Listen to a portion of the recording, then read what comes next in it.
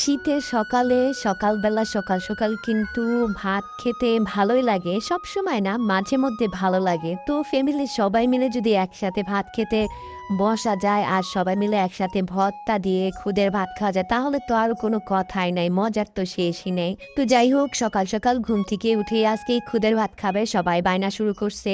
ভিডিওটা বেশ কয়েকদিন আগের করা, আমার ননদের জামাই তখন দেশে ছিল। তো যাই হোক, তারপরে এই তো খুদের চালগুলো আমি একদম নেড়ে চেড়ে দেখতেছিলাম, এখন ধুবো। আর যাই হোক, তার আগে আগে ভর্তাটা বানাই নেই। এখানে আমি ভর্তা বানাবো হচ্ছে ধনিয়া পাতা ভর্তা, শুকনা মরিচের ভর্তা আর হচ্ছে কালো জিরা ভর্তা। তো সব উপকরণ আমি একসাথে সুন্দর করে কেটে নিছি। কেটে এই যে দেখেন আমার ভাজাও হয়ে গেছে, সবকিছু আমি সুন্দর করে ভেজে নিছি। তো ভাজা শেষ করে নিছি, সবগুলা উপকরণ আমি একসাথে ভেজে নিছি। এগুলাই স্কিপ করছি ভিডিও আমি। এখন আমি ব্লেন্ডার করে নিব।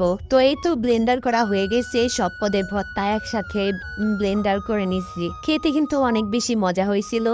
ভর্তা বানানো শেষ, ভর্তাটা আমি বানাইছি। আর খুদে ভাত রান্না করবে ভাবি রান্না করে। আমাদের বাসায় এমনি তো বেশিরভাগ সব রান্না বান্না আমার শাশুড়ি বা আমার যে বড় যা ভাবি রান্না করে। তো আমি তেমন কিছু রান্না বান্না করি না।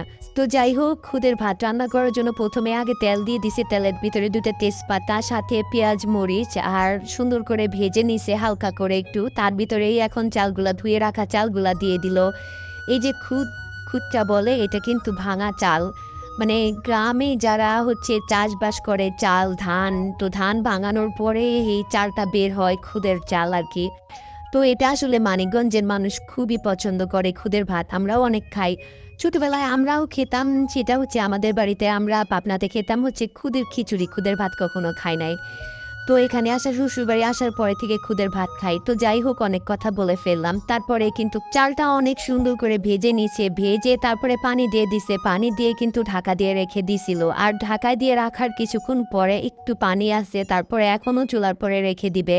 বেশ চুলার জালটা একটু নিমো নিমো করে রেখে দেওয়ার পরেই কিন্তু হয়ে গেছে এই তো ফাইনাল লুক। তারপরে হওয়ার পরেই তো আমি এখন প্লেটে নিয়ে নিছি একটু ভিডিও করার জন্য। সব ভর্তা একটু একটু করে নিয়ে আমি এখন ভাত খাচ্ছি। সবাই মিলে আমরা একসাথে বসে খাচ্ছি, অনেক মজা হচ্ছিল। ভর্তা নিয়ে অনেক কথাবার্তা হচ্ছিল। আর অনেকদিন পরে এরকমের খুদে ভাত, প্রতিদিন যেহেতু খাই না, আমরা অনেকদিন পর পর খাই, তার জন্য অনেক বেশি ভালো লাগে। আর এই তো ফ্যামিলি সবাই বসে একসাথে খাচ্ছি।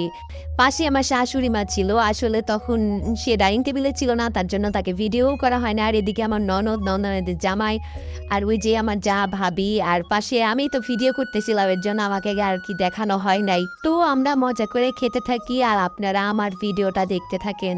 তো যাই হোক, ভিডিওটা কেমন লাগছে সবাই কিন্তু একটু কমেন্ট করে জানাবেন। সবাই ভালো থাকবেন, সুস্থ থাকবেন। আল্লাহ হাফেজ।